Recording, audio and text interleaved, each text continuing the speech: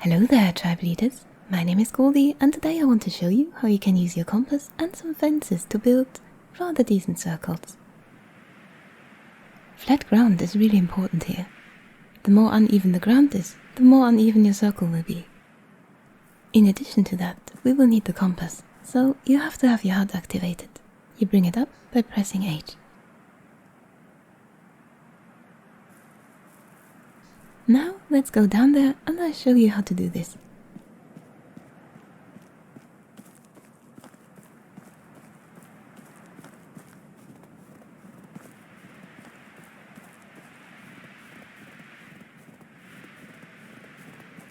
I like to use stone fences for this, but you can use any type of fence. Next, use your compass to look in one clear direction. Place the first part of your fence. Now back up a little. Carefully, carefully, just until it turns green. This way we can make sure that all parts are more or less the same length. Now place the beginning of the next part and adjust your compass just one line further. And move back a little again. Here. And for the next. Continue this until you have completed a full circle.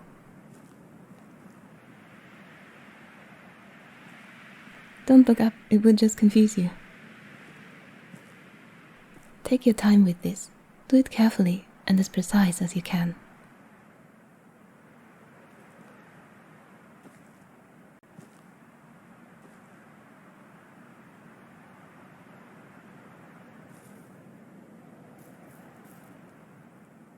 Oh, here we are. Looking good. This is our first circle.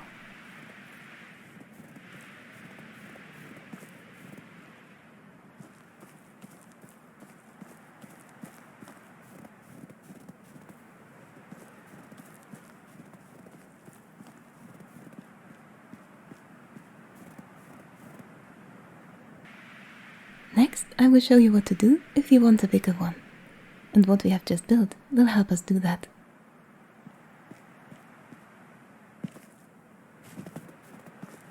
For this, I highly recommend using the simple fence. It makes it easier to see the different parts, and we are going to count those. Place the beginning of your simple fence between the different parts of the stone fences, like this. Now, adjust your compass. Pick one direction to start with. It doesn't really matter which. And back up, quite a bit. We want a bigger circle. Now we go to the next gap. We move the compass by one line, and then we back up again. Make sure to always back up in a straight line. For later, keep in mind that the last fence is never quite the same length as the others.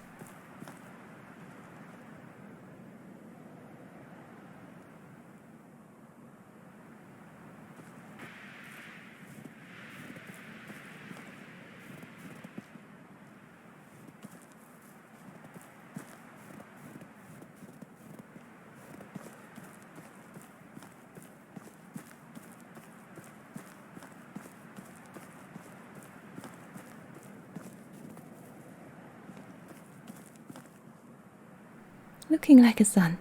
Perfect.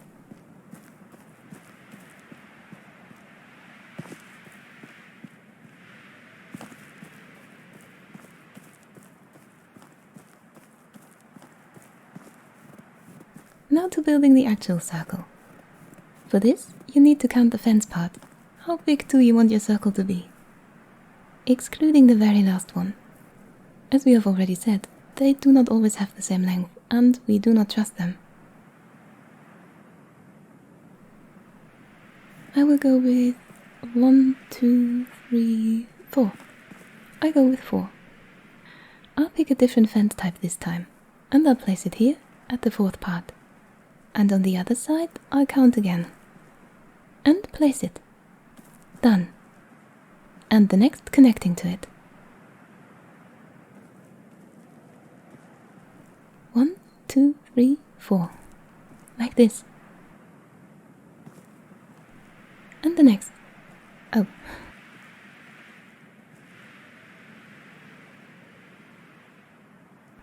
I made a mistake here.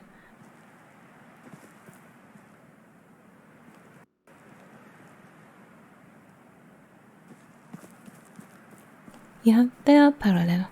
We don't want that. But, as Bob Ross would say, there are no mistakes, only happy accidents.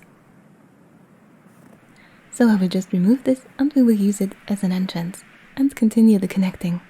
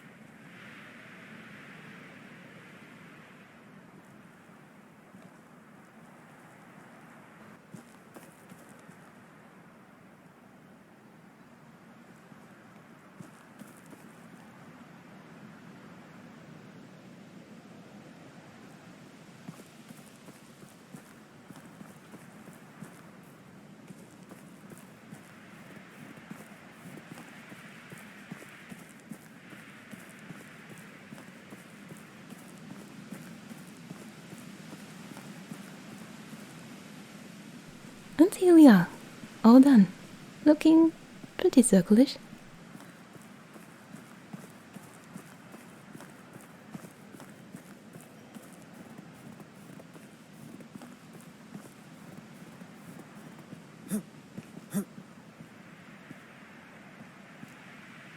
If you're happy with the result, you can remove the fence lines.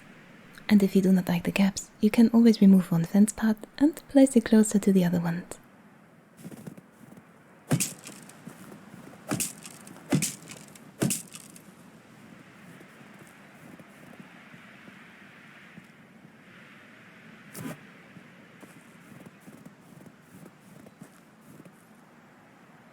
Let me show you one other trick. I really like to place stone fences around these. They make everything look more compact and sturdy, and you can place them pretty close to almost everything.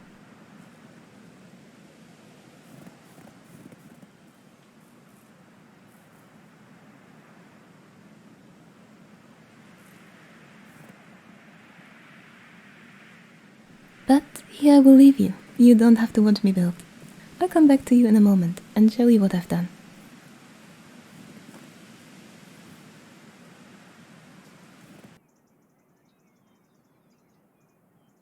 Welcome back. As you can see, time has passed. A few years have gone by and we are in spring. I wanted the trees to grow and be in full bloom before I show you.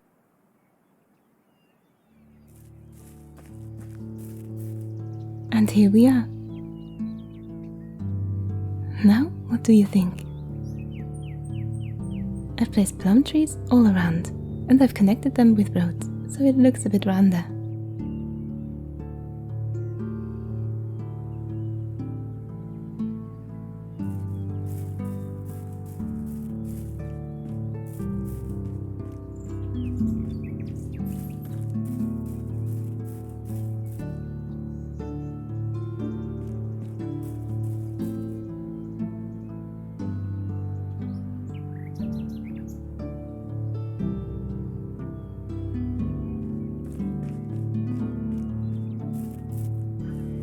For a village, this would be a bit small, but you can of course build it much larger than this.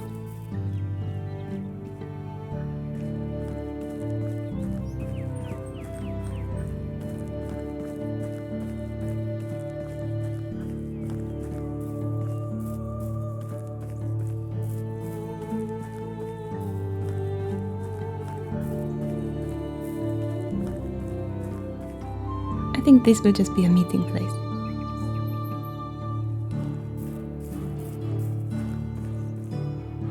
I've built a well here as well, with water inside, thanks to stone fences. And a pear tree.